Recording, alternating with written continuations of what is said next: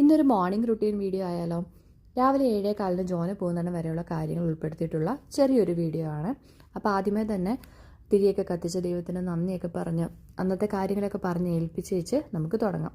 ഈ ബാൽക്കണി വന്ന് ഇങ്ങനെ ഒന്ന് നോക്കിയിട്ട് പോയില്ലെങ്കിൽ ഒരു സമാധാനമില്ല. ചൂടുകാലം ആയതുകൊണ്ട് തന്നെ അങ്ങനെ ഡോർ ഓപ്പൺ ആക്കി ഇടാറില്ല.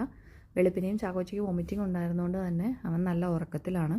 അപ്പോൾ ഈ ഉള്ള സമയം ഇനി കളയാതെ നമുക്ക് കിച്ചണിലേക്ക് പോകാം. കിച്ചണിലുള്ള എൻ്റെ മാതാവാണിത്.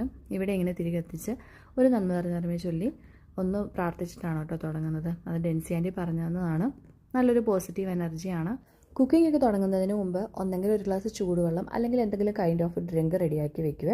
പിന്നെ അതുപോലെ തന്നെ ഫ്രിഡ്ജിൽ നിന്ന് ദോശമാവും സാമ്പാറിനുള്ള പീസസ് അരിഞ്ഞ് വെച്ചില്ലായിരുന്നു, അതുമൊക്കെ പുറത്തേക്ക് വെച്ചു. പിന്നെ അതിൻ്റെ കൂടെ ആഡ് ചെയ്യാനുള്ള ടൊമാറ്റോ, പൊട്ടറ്റോ, ഉള്ളി, പച്ചമുളകൊക്കെ അരിഞ്ഞതും അതുപോലെ തന്നെ വറവിടാനുള്ള ഐറ്റംസും ഒക്കെ ഇത് രാത്രി റെഡിയാക്കി വെക്കുന്നതാണ്. അപ്പോൾ അതെല്ലാം കൂടെ കുക്കറിലേക്ക് ഇട്ട് സാമ്പാർ പൊടിയും കായപ്പൊടിയും ഉപ്പും ആവശ്യത്തിനുള്ള വെള്ളവും ഒക്കെ ഒഴിച്ചിട്ട് സാമ്പാർ റെഡിയാക്കാൻ വേണ്ടി വെക്കുകയാണ്. കണ്ടോ, ഈ രണ്ട് പാത്രം നമുക്ക് കഴുകേണ്ടതായിട്ട് വന്നുള്ളൂ. മീൽ പ്രെപ്പിൻ്റെ വീഡിയോ കാണാൻ മറക്കരുത്.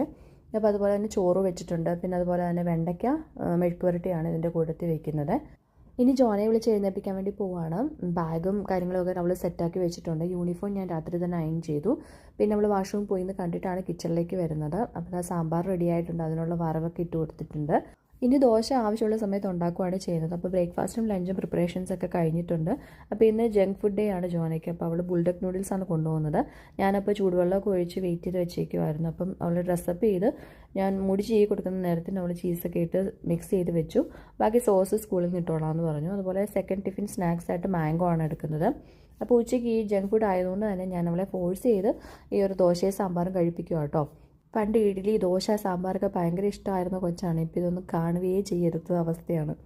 അപ്പോൾ അവൾ പ്രാർത്ഥിച്ചിറങ്ങുന്നതോട് കൂടിയിട്ടാണ് ഈ തിരി ഓഫ് ചെയ്യുന്നത് കേട്ടോ. അപ്പം കൊണ്ടുപോകേണ്ട സാധനം മറക്കാതിരിക്കാൻ വേണ്ടിയിട്ട് ഇങ്ങനെ ഡോറിൻ്റെ ഹാൻഡിൽ കൊണ്ട് ഹാങ് ചെയ്യാറുണ്ട്. അപ്പം ഞാനിനി ജോനയുമായിട്ട് താഴെ പോയി ഇവളെ ബസ്സൊക്കെ കയറ്റിയിട്ട് വരട്ടെ. അപ്പോൾ അടുത്ത വീഡിയോയിൽ കാണാം.